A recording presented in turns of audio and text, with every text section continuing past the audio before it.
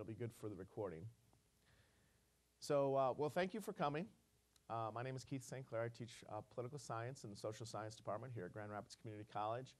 And it was my privilege to go to Cuba last summer, specifically Havana. And it was a professional development grant that I received from the Grand Rapids Community College Foundation. It was a chance for me and college faculty from across the country, about 16 of us, to go to Cuba and to get to be students for the summer and to learn about a country, its politics, its history, its culture. Myself teaching international relations as well as comparative government, I thought this would be invaluable. I really didn't have the opportunity to travel to Eastern Europe when it was still under communist rule. So for me, traveling to Cuba while the Castro regime was still there and in one of the few communist countries still around was a treat. And especially considering the fact that it's not going to remain. The Castros themselves, Fidel Castro, has already stepped down from power. He's about 86, 87. His brother Raul Castro has taken over the presidency, and he's 81. So they're not going to be around all that much longer. And with the Castros gone, I predict, and many do, that communism, as it's being practiced in Cuba, will be gone. And it may not even take the leaving of the Castros. With the death of Hugo Chavez, who the leader of Venezuela, who's been subsidizing and supporting the Cuban regime, who knows? If the elections this summer don't return a government that in Venezuela that seems set to continue Hugo Chavez's subsidies of Cuba, the economic situation could become so bad that perhaps things might change even earlier than the death of the Castros. So it's very topical. It's something that we'll have on our radar screen, and we can look forward to hearing more of in the news ahead. If not this year, in the years to come. This is, of course, the Cuban flag. Cuba has, very old history with, prior to the coming of Columbus, and Columbus certainly landed on Cuba, but the Taino and the Siboney Indians lived there, and nothing could be worse for them than the coming of the Spanish. And here in this slide, you have some flamenco dancers to show that Cuba shares a lot of cultural traits with Spain, and having been a colony of Spain for a very long period of time. And in fact, Cuba was really Spain's launching pad for the conquest of much of the rest of the New World. Cortez's campaign to conquer the Aztecs was launched from Cuba. De Soto's attempt to conquer and explore Florida was launched from Cuba. And so the Spanish heritage is deep, and Spanish is of course, the dominant language of Cuba. And of course, the Spaniards brought Catholicism. And so here's the cathedral in Havana, and a very old building in its own right, but symbolic of what the Spanish brought. I mean, Christopher Columbus sailed for the King and Queen of Spain to enrich the sovereigns of Spain with what he thought would be the spices of India and China, and he didn't anticipate the Americas getting in his way, but he envisioned gold and riches. But he was also sent to Christianize. I mean, that was what legitimized the voyage, that they were going to help spread Christianity and the faith. And they certainly did that, but perhaps not in the way that they anticipated. Um, they also brought slaves. They tried to enslave the Native Indians, but when that failed, and of course many of them would die off um, due to disease that the Europeans brought, smallpox and other things, but also due to the violence with the Spaniards and the hardships that they brought, required a new labor force. And the Spaniards brought Africans, many from Angola and other parts of Western Africa. And these slaves, when they came, they ended up bringing many of their African gods with them. And so what you end up having in Cuba is what you have in much of the New World, the development of syncretic faiths. In the case of Cuba, Santeria. In Haiti, it would be called voodoo. In Brazil, candomblé. Basically, it's an amalgamation of the Roman Catholic saints with the various African deities. And so, you know, the Europeans were not keen on them continuing their traditional practice and worship of African gods, but the Roman Catholic saints provided an interesting cover for that. So as the Africans adopted the overtures of Christianity and Catholicism, they could in effect pray to the various Catholic saints, yet in their hearts know that that Catholic saint was representing a particular African deity. And so you have an interesting mix even today in Cuba between the predominant Roman Catholicism and then within it Santeria. And for some, it's an interesting blend of the two. A case in point, I mean, you're probably familiar with Desi Arnaz of,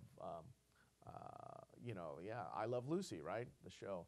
And Desi Arnaz, his character, Ricky Ricardo, plays this Cuban band leader. And of course, it wasn't much of a stretch because that's in effect what he had been. And coming from Cuba, and his making it big in the United States, and one of his popular songs was Babalu at the time. And I don't think a lot of Americans realized it, but basically Babalu or Babalu Aye is one of the African gods.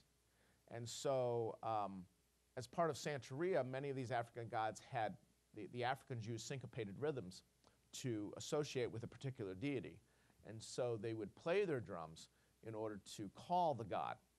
And so Babalu, which was Desi Arnaz's famous song, is really about a Cuban who's basically calling this African deity in something that's it's unchristian, so to speak. And yet this was a very popular song in the United States. So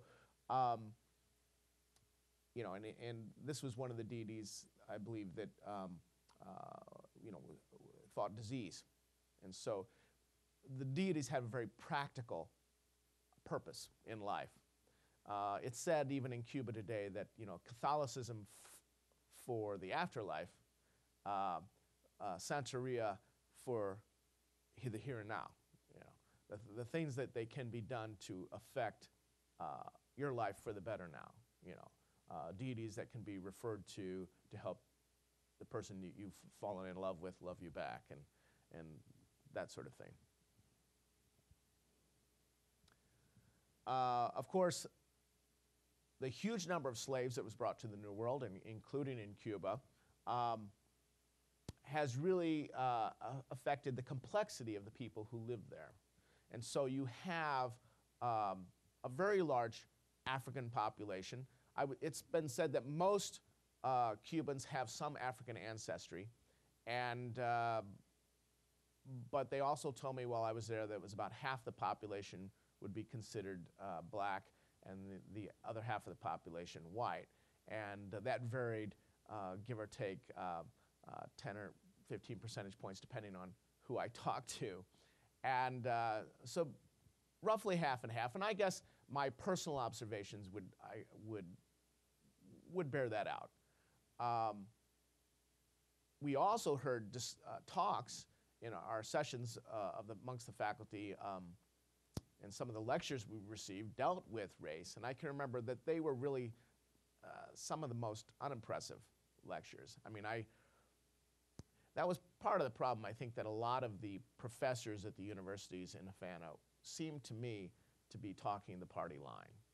And a case in point was the lecture on race, as we were basically told that there's only Cubans, and that the melding of African and European ancestry has resulted in a very egalitarian society where race is no longer playing any role, and that despite the history of suffering from racism through such institutions as slavery, now in this utopian society that they have, that those things are all in the past, and that racism is no longer prevalent in Cuba.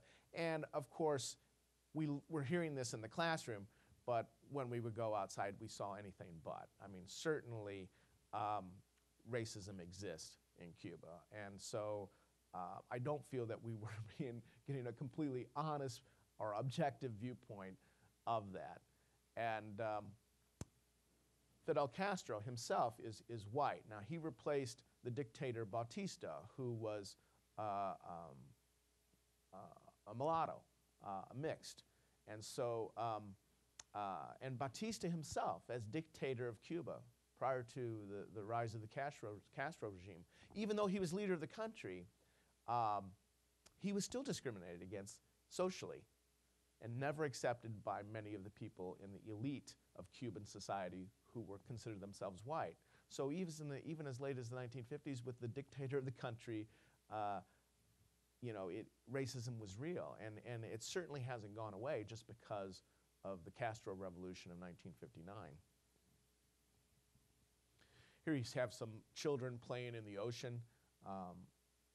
Certainly the ocean is one very attractive quality to Cuba, and it does have a lot of tourist potential. Here's another interesting example, speaking of racism. As we were leaving the last day, we received these little figurines in our hotel rooms.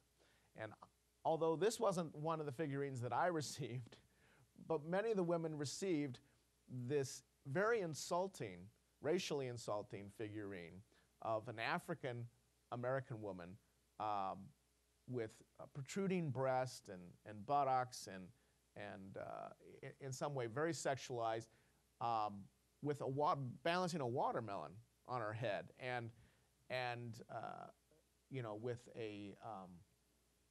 with facial features that are exaggerated, that would be very insulting to African Americans in the United States. This was an African American woman, and some of the other women who received this on our last day in Cuba, they were like, I remember one of our female faculty members, she said, "There's no way I'm taking this back to Mississippi. No way."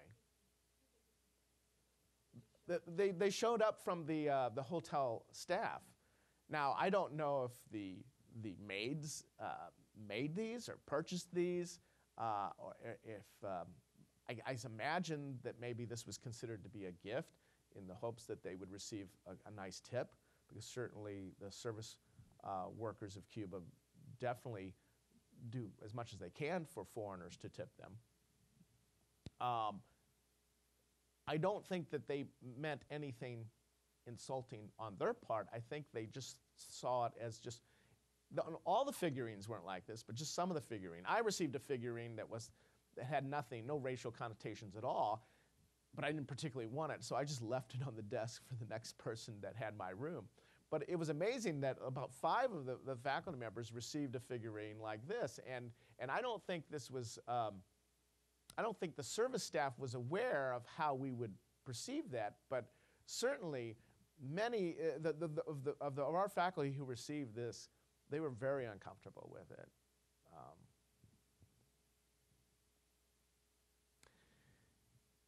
of course, besides, well, slavery, I guess, brings up another point, and that is its relationship to the United States. You know, Cuba in the early 19th century almost became part of the United States.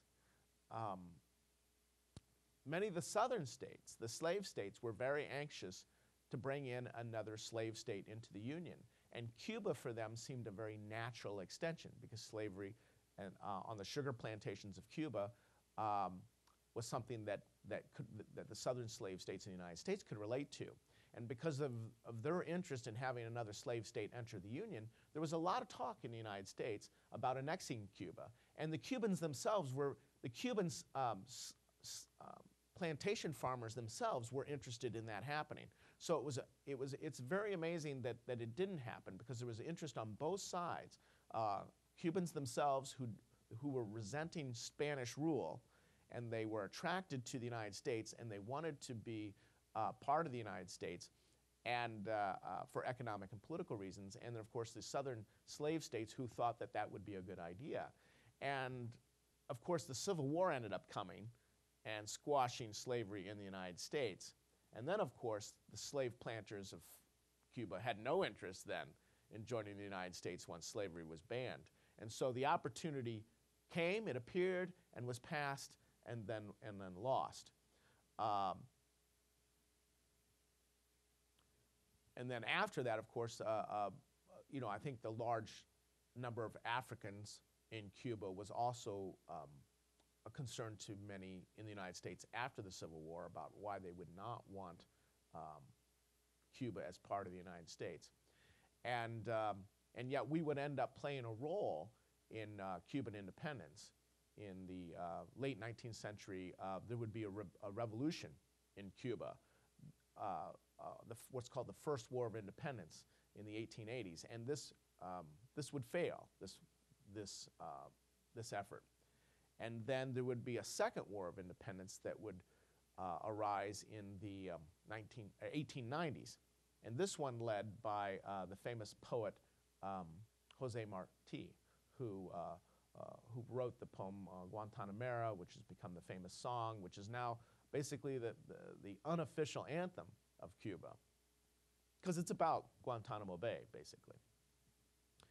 And Jose Marti spent a lot of time in the United States trying to solicit financing for the revolution, in the Second War of Independence, and a war in which he would be one of the first ones killed because he was very idealistic, and no doubt was at the front of the advance of the revolutionaries.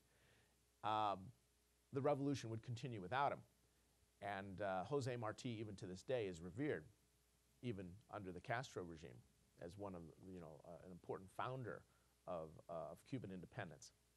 Now, the first War of Independence that failed was very much done with the planters and the plantation owners and the slaves themselves fighting together against what was perceived to be oppressive Spanish rule. The second War of Independence was more fought by the lower class and the slaves who had just recently been given their freedom, and many blacks who didn't have an interest in the sugar plantations and preserving them, perhaps, resulted in the planters being more divided in the second War of Independence. The United States would end up coming in what became known as the Spanish-American War. And this was, of course, we had the Navy ship, the Maine, explode and be destroyed in Havana Harbor. This monument right here is a commemoration to that. This is an American-built monument after the Maine blew up, after we won the Spanish-American War, after we helped liberate the Cubans from Spain. And obviously it's fallen into disrepair, and so it has some work to be done. But of course the United States is not on good terms with the current government of Cuba, so perhaps it's no wonder that it has fallen into disrepair. Now, from the Cuban point of view, it was definitely a love-hate relationship with the United States. On the one hand, they appreciated help from the United States, but of course they feared trading one oppressor, the Spanish, for the oppressor of the United States. And in many ways, from their point of view, that's exactly what ended up happening. The revolution had been progressing, the rebels seemed to be winning, and then all of a sudden the Maine blows up in Havana Harbor. The United States, under President McKinley, comes into the war, and the year is, what, 1898, I believe, and within 3 months, the United States invades and defeats the Spanish, acquiring not only Cuba, but Puerto Rico, the Philippines, and vast parts of the Spanish Empire, and acquiring a new empire for the United States. Cuba was not one that we were interested in. And it's been said that perhaps Americans saw it as too black. Puerto Rico, we would keep. The Philippines, a guerrilla war broke out, and it became, from an American president's point of view, a continuing trouble spot. They didn't want to have the same thing happen to Cuba. So it was very quickly, a constitution was written, a government was set up, and the United States attempted to extricate itself from Cuba, at least militarily, but still dominating the politics of Cuba. Here you have the Capitol building in Havana, and to me it was very reminiscent of the Capitol in Washington, D.C. I mean, so you can see the influence of the United States in this, the founding of this new republic. And of course, baseball.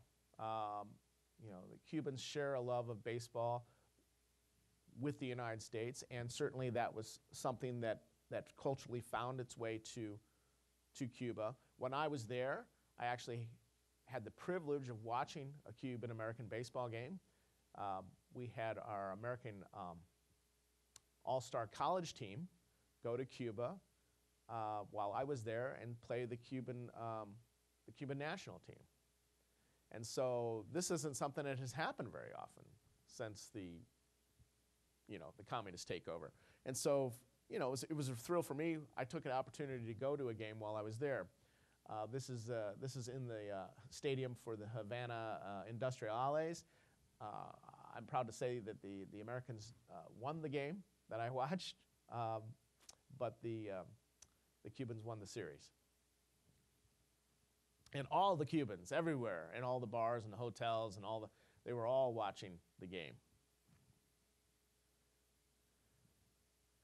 Besides baseball, but besides political influence, of course, Cuba has given us a lot, and such as the daiquiri. It's Cuba produces a lot of rum. Cuba has, and Havana claims to be the inventor of the daiquiri, and certainly Ernest Hemingway, American author, spent a lot of time in Cuba in the days after Cuban independence. And we went to many of the bars that Ernest Hemingway frequented, and this was one of the places that the Floridita, that he would partake in daiquiris. And there was a bronze statue of him at the end of the bar to kind of commemorate that. Cuba would become the playground for many Americans, including, Cuba, all the way up into the 20s and the 1930s, Americans would be attracted to Cuba during Prohibition, because Americans from Florida could come to Cuba, just being 90 miles off the coast of Florida, and they could drink alcohol. And of course, many of the bootleggers would bring the alcohol into Florida from Cuba. And so you get organized crime. The mafia families in the United States had getting a foothold in Cuba. And so Cuba became a playground for Americans, and Havana in particular, as famous American mafiosos had hotels and casinos, and prostitution rings, all in Havana, which was kind of the, I don't know, maybe the Las Vegas of the East Coast, you know. So people would go to Cuba for that. And of course, the Tropicana, both then and now, is still doing performances, still catering to tourists, as they did in the 1930s. And so it has survived the Castro regime.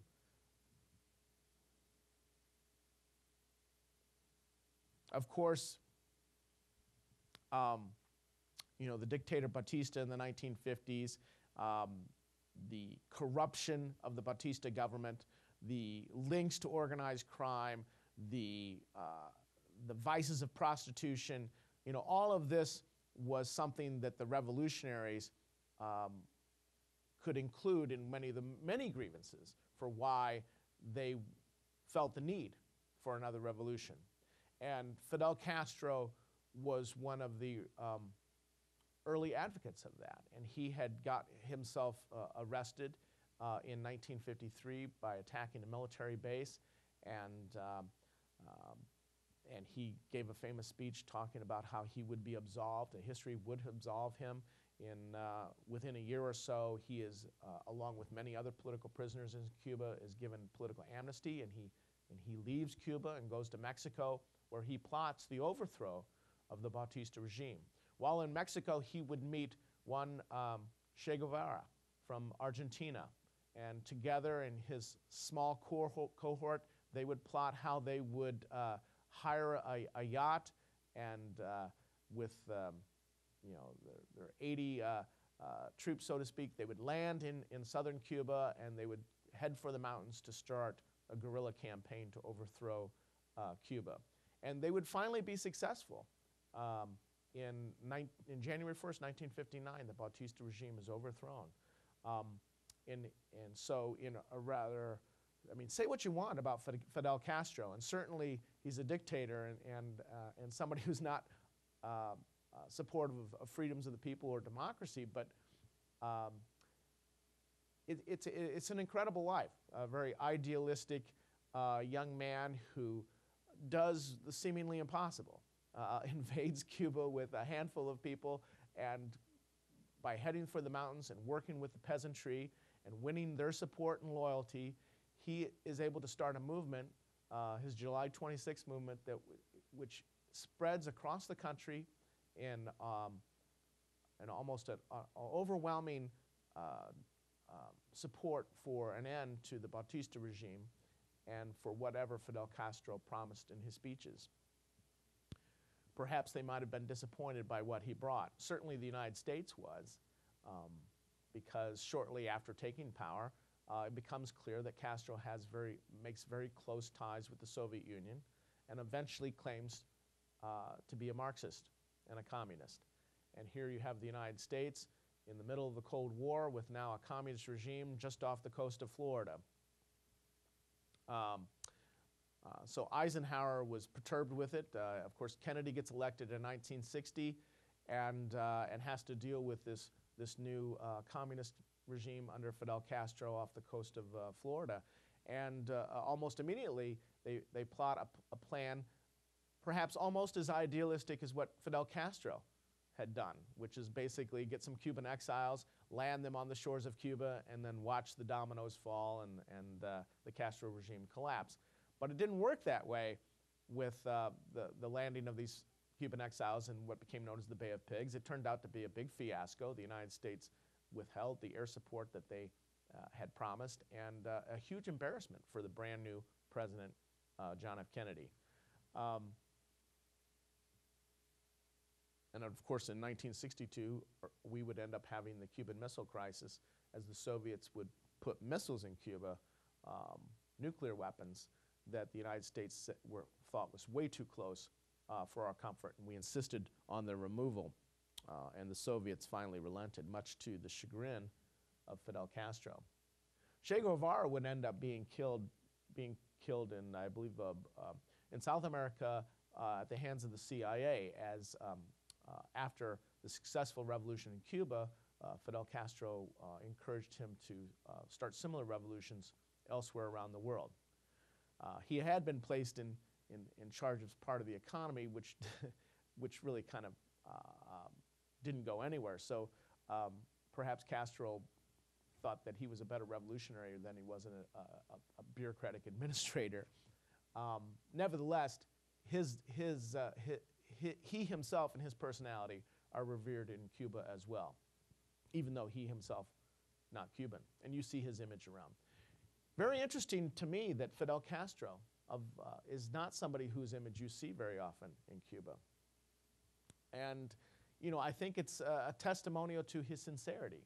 Both Fidel and his brother Raul, who were a part of the revolution, have lived very modest lives for political leaders of a country since their takeover. And Fidel Castro insisted that there not be a cult of personality around him. And so, you know, I think there exist ones despite his best efforts, and perhaps it's false modesty on his part. But he did really encourage that there not be many images of himself. And so you don't see many images of Fidel Castro in Cuba. You do see images of Che Guevara that Fidel Castro promoted, and Jose Marti, but not many images of Fidel Castro. The Committee for the Defense of the Revolution sprung up in the early 1960s, and an office like this exists on every block. And at least besides providing at least ostensibly social services, most Cubans are well aware that these committees are their neighbor's way of spying on them for the regime. And so this is not something that you would want to be on the wrong side of if you want to do well in Cuban society.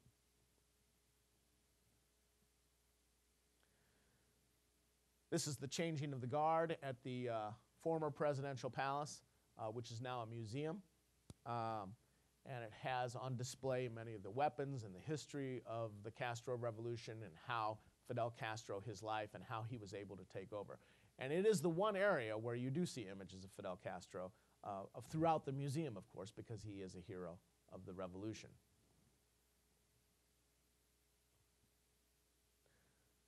Of course, those Cubans who fled to Florida and attempted to liberate their country from Fidel Castro in the Bay of Pigs, they also have their memorial. And this memorial is actually in Miami.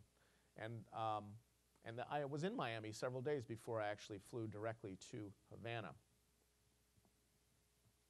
And so there, in this memorial, you see a commemoration to the fallen Cuban exiles who lost their lives at the Bay of Pigs trying to liberate their homeland, and which is one reason why the Cubans tend to vote Republican in Florida today, because they blame John F. Kennedy for the failure of the Bay of Pigs, and John F. Kennedy was a Democrat, and so it's you know, the one real Hispanic group in the United States that tends to vote with the Republican Party are the Cuban Americans. And the Cuban Americans in Florida, you know, have brought many of their traditions from Cuba. Here they are playing dominoes, and many of them do dream of the property that they lost in Cuba with the communist takeover, in the hope that one day, when the Castros are gone, that they will be able to reclaim that property. Of course, the Castros nationalized a lot of the foreign investment. They paid many European companies some compensation financially for those properties that were seized and nationalized. The United States would not negotiate any financial compensation because the United States objected completely to any of the American property being nationalized. And so, so began the bad relations between the United States and Cuba with the coming of Castro, and the economic tit for tat, where we would attempt to punish them for nationalizing this, our U.S. companies' interest, and back and forth, resulting in what we have today, which is this ongoing trade embargo, which has lasted for the better part of 50 years, which is a testimonial, I think, to what a failure it's been as far as U.S. policy. I mean, the embargo itself designed to overthrow the Castro regime has obviously not had its intended effect, and Castro is still there.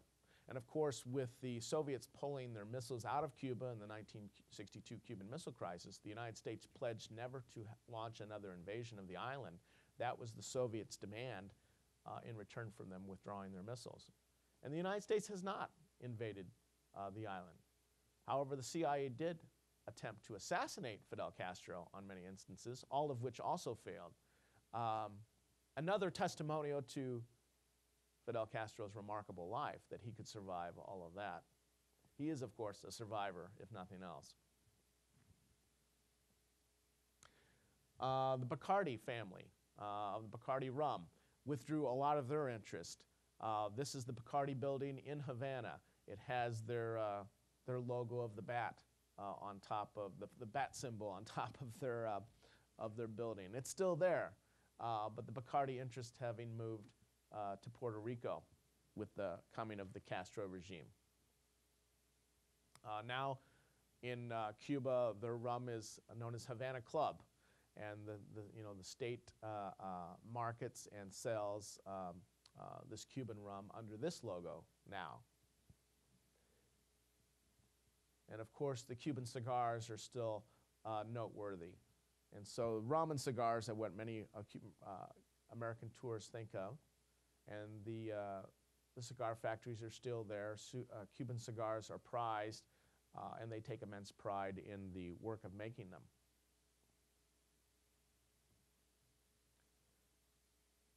One thing that the communists brought, the communist regime of Castro, is he did create a more egalitarian society. That's, I guess, in some sense a positive, and to the extent that prior to the coming of the Castros, there was great disparity of wealth. You had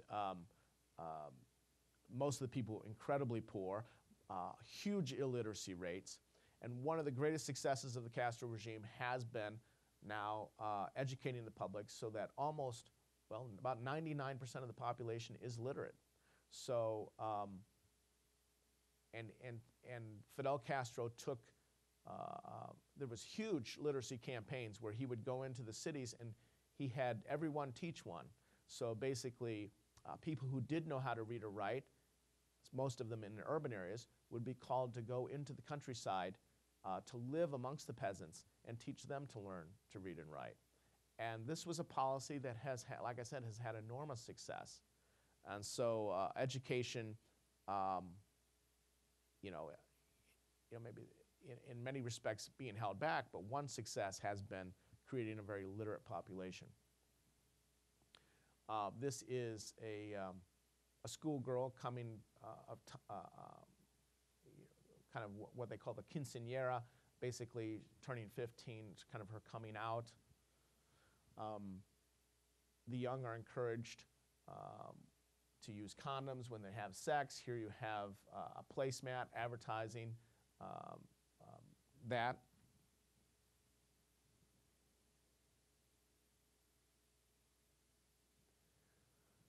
So education, I guess, a positive. Healthcare would be another positive. Many people have access to universal health care. Cuban health care is very good, at least to primary care, and that is primary care being disease prevention.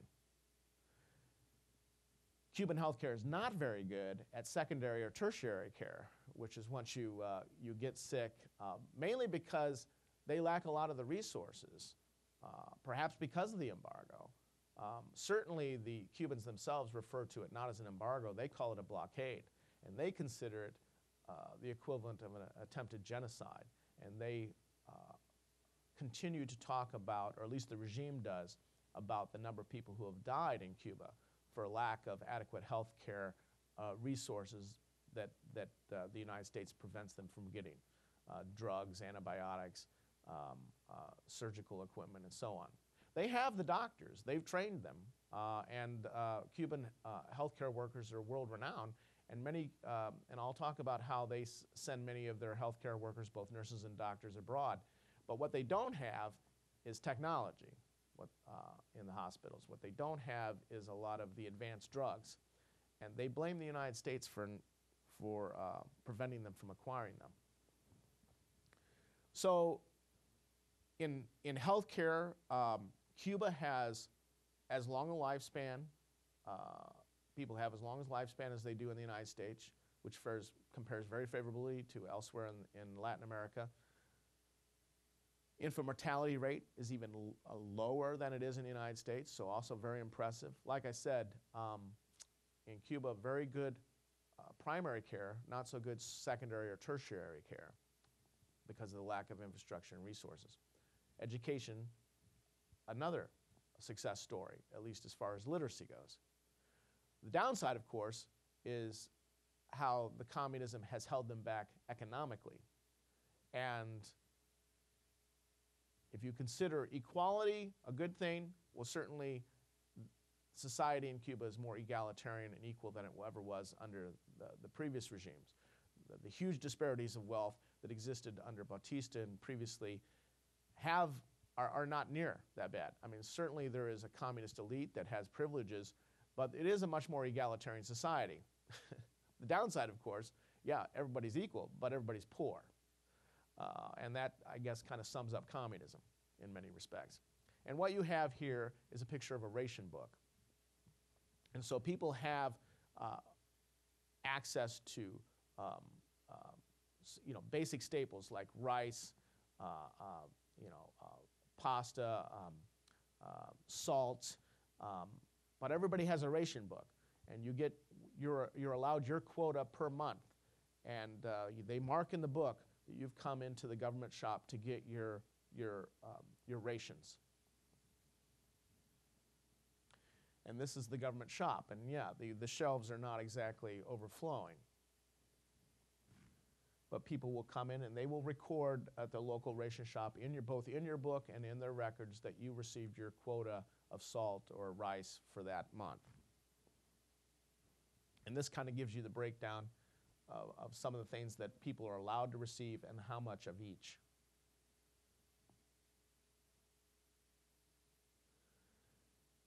And like I said, I guess they're equal in Cuba, but that might be a small consolation because everybody's poor.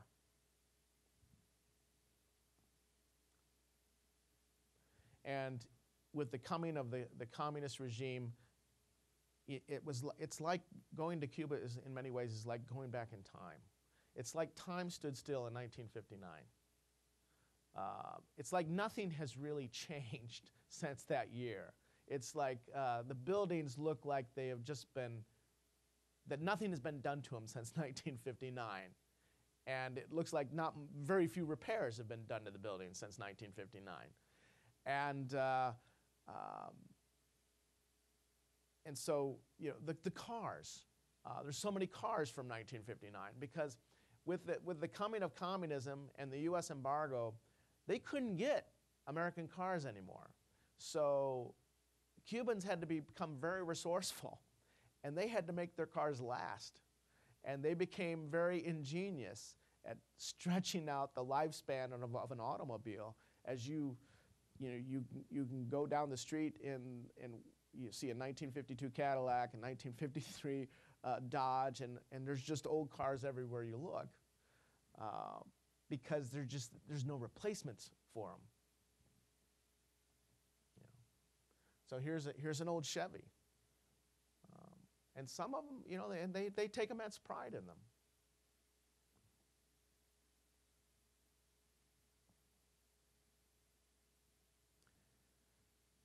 Some of the other cars on the street. So, and of course, tourists really love the old cars too, and so many of them have doubled as taxis as well.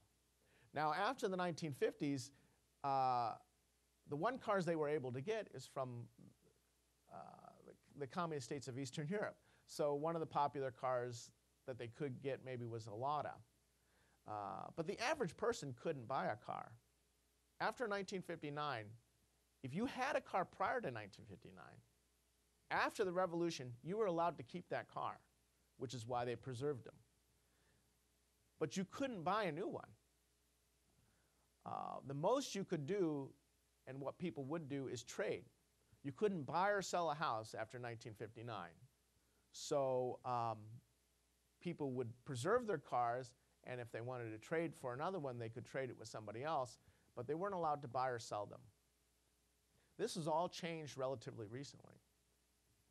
Since Fidel Castro has stepped down and Raul Castro, his brother, has come to power, he's now, for the first time, allowed people to buy and sell cars and homes. But you can't buy a new car. You can only buy used cars. There's no new car dealerships that people can just go to the store and buy. The government has the ability to buy new cars, but not people. Now, people can now buy a home for the first time in like 50 years. Prior to that, they would just trade them as the house became. First of all, they acquired a lot of the homes of people who fled the country to the United States, fled to Florida. Then those homes were just moved into, and they just used them. And so you drive through Havana and you see what was, in the 1950s, incredible mansions, all in a dilapidated state, all lived in by now extended families who've just moved in. But nothing's been repaired in them. They're just these old, beautiful mansions in what would have been like the equivalent in Grand Rapids would have been like Heritage Hill, you know, with these old, beautiful homes. But unlike Heritage Hill, the homes are just, you know, just gone to hell. And, but people still live in them, and as they feel a need, if they can find somebody who will trade one, they've been able to do that. But now, with the coming of Raul Castro to power, now they can buy and sell them. But the bureaucracy is still such that it's very difficult. So they pretty much still end up swapping them and pocketing any money under the table and not telling the government that they sold the house. Here's a Lada, Eastern European communist car. And so you saw a lot of these as well. If it wasn't an American car before 1950s, then you saw a lot of communist cars after that. Gasoline at the pump. Now, here basically you have gasoline being sold for 120 CUCs, which is the equivalent of the US dollar, per liter. And so that works out to be about $4.50 a gallon. Gasoline really kind of brought the country to its knees in the 1990s because while the Cold War was going on, the Soviet Union was the patron of Cuba. And the Soviet Union sold cheap gasoline because Russia has a lot of oil. They sold cheap gasoline intentionally to the Cubans at a loss. And they also bought at a loss to themselves. The Soviet Union bought sugar from Cuba. So the Soviet Union was keeping the Castro regime and Cuba alive throughout the Cold War until the Cold War ended with the breakup of the Soviet Union in 1991. And even a few years before that, in 1989, you saw Mikhail Gorbachev of the Soviet Union kind of distancing himself from Cuba. This was devastating. When the Soviet Union collapsed, with the fall of communism in Eastern Europe and the Soviet Union, this was devastating to Cuba. So Cuba entered the 1990s for the first time under the Castro regime, without a patron, without the Soviet Union to subsidize the country, without the Soviet Union to keep it going. And the Cuban regime actually kind of reached out to the United States, so they tell it. They say that in the 1990s, Castro tried to develop a rapprochement with the United States, but the United States wouldn't have anything to do with it. You know, they thought they could reach out to the United States and maybe have a coming together and negotiated end of this embargo, but George Bush Sr.'s regime in the United States, his administration, from their point of view, just basically said, F you. We're not dealing. And it was almost like the United States even just tightened the screws on Cuba in the 1990s. Rather than taking the moment to reach out to Cuba and to come to an agreement or anything, the United States just tightened the embargo even more, thinking wrongly as it turned out, that since the Soviet Union collapsed, that the Castro regime was going to collapse just around the corner. And it very nearly did. But once again, Castro is a survivor. And the hardships, though, suffered by the Cuban people in the 1990s were dramatic. Basically, everybody had to stop driving cars. Because even though they had these beautiful 1950s automobiles, they now had no gasoline to drive them. And things became very hard for Cubans in the 1990s. And I was told that if you traveled there in the 1990s, you would have saw most of the people on bicycles because there just wasn't any gasoline. Well, by the end of the 1990s, Cuba gets a new savior. They get Hugo Chavez of Venezuela. Venezuela has oil, and Hugo Chavez, a big fan of Fidel Castro. And so he starts to pick up where the Soviet Union left off, and he starts to subsidize Cuba with cheap gasoline.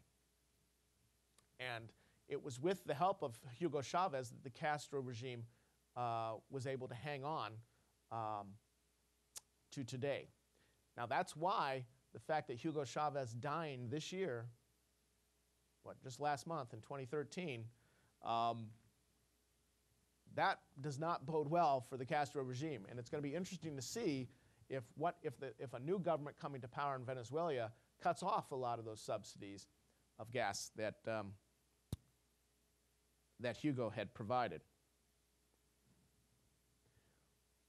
In return for the gasoline,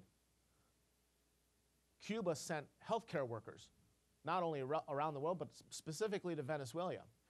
Cuba has a very educated healthcare industry of doctors and nurses that work very cheaply. And these ambassadors from Cuba, so to speak, were what Cuba had to offer to Venezuela in return for the subsidies for gasoline.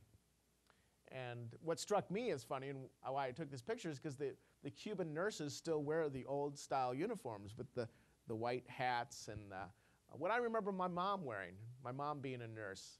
As a kid, what she wore as a nurse back then, but what I rarely see nurses wear today.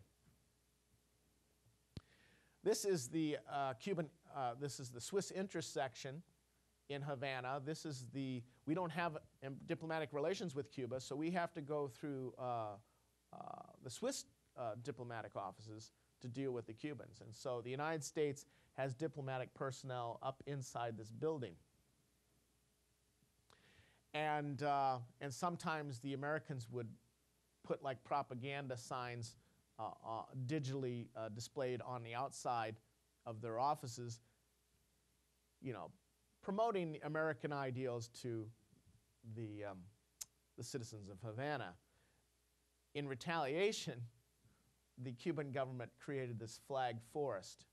There's no flags on it, but you can see all these flagpoles. And you can imagine if there was a flag on every flagpole, that you wouldn't be able to see this building. And that was, again, by design. It was just the kind of tit-for-tat petty things that both the U.S. government and the Cuban government would do to each other to win the public relation battle. Here you have a department store in Cuba, and you can see how this is not your shopping dream. There's not much to choose from.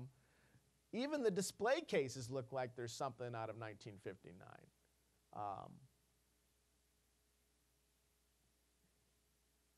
Cuba wants for everything. The average Cuban people, they don't have access to anything. They don't have access to what you and I have, and they're desperate for it. And anything that you can take to Cuba, take it. And even when we were leaving, they were passing around plastic bags. Anything you can leave, anything. Medicines, tissue, handkerchiefs, underwear, whatever, leave it behind because we need it. Many Cubans have had to, under communism, Cubans are guaranteed a job. But even though everyone's got a job and everybody therefore gets a paycheck, nobody can afford to live on it. Nobody can afford to live on what they make. So, as Cubans say, they have to be creative. And so you have many professional people moonlighting at night with other jobs. You have doctors taking their car out and serving as cabbies on the street. Anything they can do to earn foreign currency. You have people opening up their homes to tourists as a restaurant. Come into my house. Here's a menu. I'll make you whatever you want to make. You know, leave your currency. You know, in the 1990s, the Cubans started using the U.S. dollar, but because of the difficulties that the U.S. government made with that, Cuba now uses what is called these CUCs, which is the equivalent of a dollar. But Cubans get paid in Cuban pesos. So CUCs are the pesos that foreigners get when they come with their dollars or euros and exchange it. The pesos is what they get. Supposedly, theoretically, the peso is equal to 1 CUC. In reality, it's 24 Cuban pesos to 1 CUC. So Cuba, in essence, has two currencies now. They have the currency that the average person uses, the Cuban pesos, and they have the CUCs, which is mostly used by tourists, and it's only usable at certain shops that tourists would frequent. So the average Cuban gets paid in pesos, but all the stuff that the average Cuban wants is only at a store that only accepts CUCs. And only the foreigners have that. So the job of every Cuban is, because they get paid in these Cuban pesos, is to somehow find a way to get paid in CUC, and by catering to a foreigner, by making them a meal and getting a tip if you're a waiter or waitress. And it's only that gives them access to the stores that actually have anything, because those are the stores that tourists can go to. And this is one of my favorite meals in Cuba. This was ropa vieja, which is a shredded beef with rice. It was one of the meals I ordered time and time again. Beef is actually kind of rare, though, in Cuba. It's a luxury for Cubans. Cuba is one of the countries in Latin America where it's absolutely illegal to kill a cow, because they're trying to, because too many people were killing them to eat them during the 1990s when food was short. This is Old Havana. You can see how the rest of the city looks very drab, but they're trying to spruce up the tourist areas, and they're doing a pretty good job. And in this part of the old city of Havana, they've done a pretty good job of repainting and really making it attractive for the foreign tourists. Mostly Europeans, because Americans don't easily get to go there. Americans generally can't fly directly to Cuba. I was able to, because Cuban Americans are allowed to fly from Florida directly from Miami to Havana. President Barack Obama, unlike President Bush before him really cracked down and tried to tighten the embargo. But President Barack Obama has allowed Cuban American exiles to freely go back and forth to Cuba all they want. And so, but you have to go on like a charter flight. And so the flight I flew was, I think I flew Delta. It was a major American airline, but they had chartered the flight. And so to a third, they subcontract, basically there's a travel agency that buys out the whole plane. And then they resell the tickets. And we had special permission as educators to fly directly to Cuba. So despite the fact that I'm not a Cuban exile, I was able to fly directly from from Miami to Havana. But most American tourists who would want to go to Cuba, because they're not technically allowed to go, would have to go through Mexico or Canada. And when you go, if you fly, you should take whatever you can, because, like I said, they need it. This shows you how they're bringing back part of the old city. Here's a tourist taxi cab, what they call these Coco taxis in Havana. This was the guy at this ice cream shop that was the same guy who was in my guidebook. So I had this tourist book that I took to Cuba. I'm looking in the guidebook, I'm at this ice cream place. I specifically sought it out because it was mentioned in my tourist book, only to find that the guy waiting on me was the same guy in the book. And I showed it to him. He was absolutely thrilled. He's like, you know, I showed it originally to his coworker, and it's like, it's Cheeky. And they went and got Cheeky, which was his nickname. And it was like, you're famous. And so he was thrilled to have his picture taken next to the book.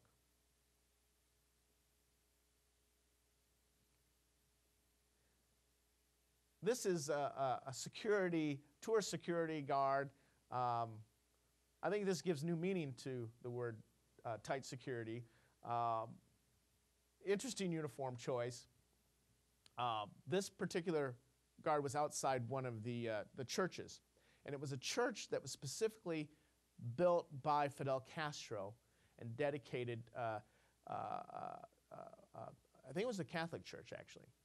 And I can remember thinking, well, you know, Fidel Castro, Marxist, communist, and communists are atheists. So I'm like, why is he building a church? I said, is he Catholic? And my guide said, no, he's Cuban. And like all of us, he does what he has to do. And so it was just another case of how Fidel Castro, very pragmatic, to build goodwill around the world with the Roman Catholic Church. You know, he got the Pope to come in the late 1990s. John Paul II visited Cuba. And that didn't just happen. Fidel Castro kind of was lobbying for that. And they kind of came to a diplomatic agreement, and the Pope came. And so Fidel Castro was able to put aside ideology when necessary, when he needed to do it for foreign policy. And I thought nothing really sums up the Cuban existence than that. And I think my guide was right. In that sense, Fidel Castro is very Cuban, because all the Cubans I met are doing what they have to do to survive. And here, of course, are the beaches of Cuba, which are absolutely beautiful. And it's another irony and another example of Fidel Castro's compromise, his principles. Because when he came to power, one of the first things he did was close all the casinos. He closed all the tourist areas, because the tourist areas were all considered to be exploitative. You know, it was foreign money that come to Cuba, that had been using Cuban servants and paying them next to nothing, and he despised it. And so it's ironic that now, with the collapse of the sugar industry, because Cuba's no longer competitive in making sugar. They're no longer efficient in making sugar. They still export it. But really the growth industry now, and the future of Cuba, is tourism. Because one thing Cuba has that the rich world wants is sun and sand.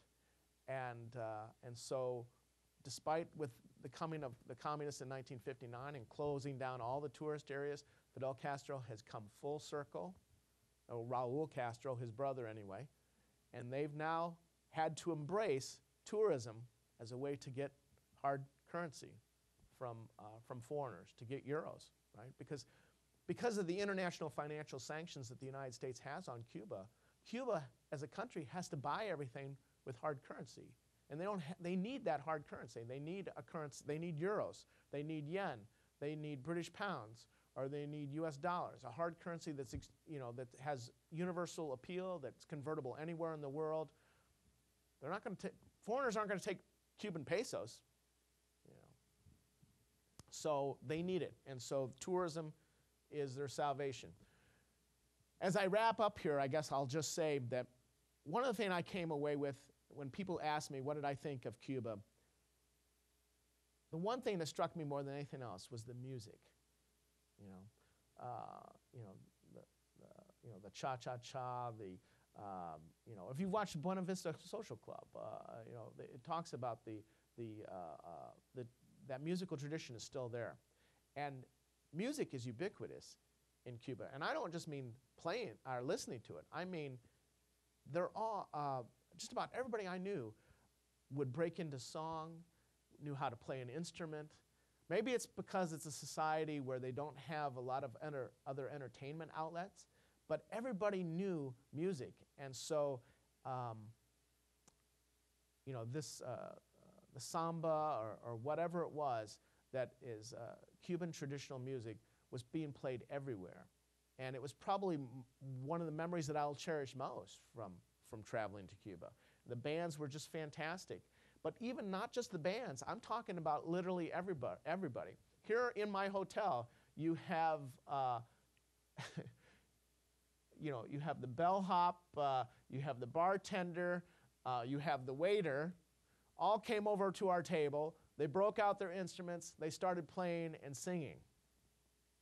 And they did it for the love of it. And they were so good. I mean, it was amazing. I just couldn't get over how talented musically everybody seemed to be. And I'm sure it's not everybody, but it just, for me, it seemed that way. I mean, because I would love to be musically talented, because I know I'm not. But yeah, for me, my favorite memories of Cuba will be the music.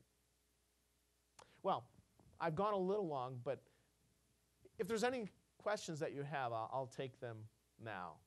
Yes?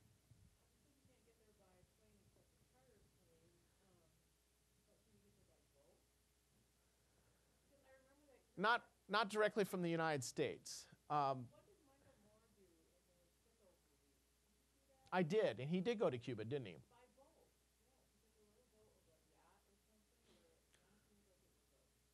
Yeah, well, I don't know how he was able to do that. But like I said, most Americans who want to go to Cuba, because technically it's not illegal to go there, it's just illegal to spend money there. But go there and not spend money, yeah, like you can do that. So most Americans really don't have the direct transit route to Cuba. They have to go through Mexico or Canada in order to get there. But it can be done fairly easily, and certainly I'm not the only American who has gone to Cuba as a tourist. But most of the tourists that go into Cuba are not Americans, they are Europeans. And so I don't know. Can tell you that the cruise ships, the few cruise ships that do pull up there into Cuba, you know, because if you've taken a Caribbean cruise, I have not, I have yet to do so, but you won't find American cruise ships going to Cuba. But European cruise ships stop in Cuba, and Cuba wants them to stop more, and they want to develop that because they bring that hard currency, those foreign euros in this case. But the United States sanctions are very petty, and they're very strict, and any cruise ship that docks in Cuba cannot pull into an American port in the United States for 18 months. So we very much, and that has devastated, because there's not many European cruise ships that don't want to stop in Florida, you know, or Puerto Rico. And so it makes it tough. So there's not a lot of cruise ships that are going to Cuba as much as there could be because of those sanctions. At the same time, the American embargo is also kind of stupid in many respects, because there's so many holes in it. It's silly. For example, American farmers sell grain to Cuba. And you would think that if we really wanted to defeat Cuba and we wanted the embargo sanctions to really strangle that country, the last thing we would want to be doing is be selling our grain and wheat to Cuba. But the American farm lobby has been successful at lobbying the U.S. Congress to get an exemption for them. And they've won that. So, but at the same time, it puts a hole in the whole sanctions. So perhaps that's another reason why the sanctions haven't worked. The other hole in the sanctions is that Cuban Americans, these Cuban exiles who very much, at least the older generation, who wanted to see the overthrow of the Castro regime, they have lobbied, the Cuban exiles have lobbied and won exemptions for themselves to take things to Cuba, to their extended families. And so in many ways, the dollars that Cuban exiles in the United States are sending to Cuba have been keeping the Cuban economy alive.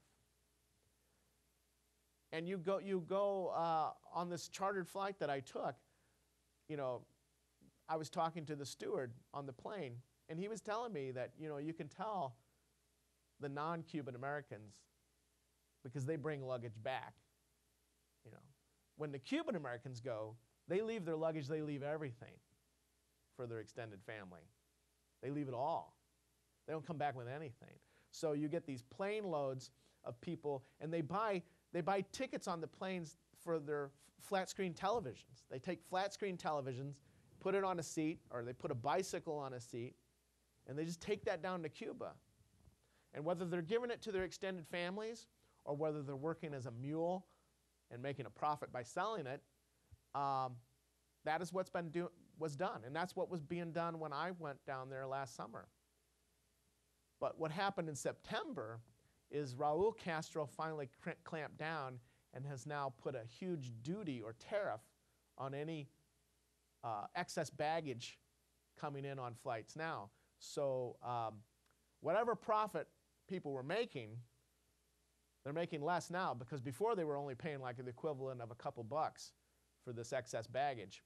Now it's like over $100 for the excess baggage. So that is really, I don't know what that's going to do as far as putting a crimp in how much goods were going from Florida to Cuba. But what's interesting is that, you know, despite what the Cuban exile community has said, in many ways they've been undermining their own embargo that they support by, over the years, getting so many exemptions for their travel and for taking things to their extended families. Any other questions? Yes?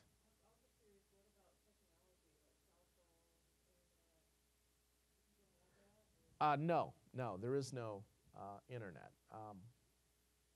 But I'm told that Cubans are creative. Very few people have access to internet. But Cubans have ways of getting what they want, but the average person, no access to internet.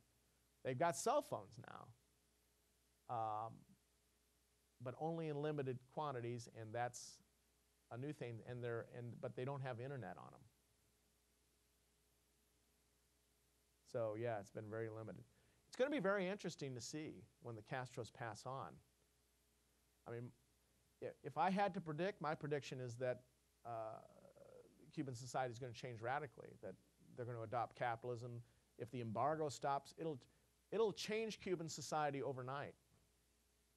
I kind of worry about that, you know, because a lot of money coming into Cuba in a society that hasn't had it, and if all of a sudden one day it's flooded with it, you know, that can be very corrupting. And I feel like, in a way, I got to see something that might be lost. You know, that the Cuban culture, the way it is today, if relations are restored diplomatically with the United States and the embargo ends, all of what I saw could quickly be gone. So that's kind of why I valued my trip when I did it. And I guess I would encourage you to do it sooner rather than later, because it's going to change. And perhaps not in every way for the better, anyway.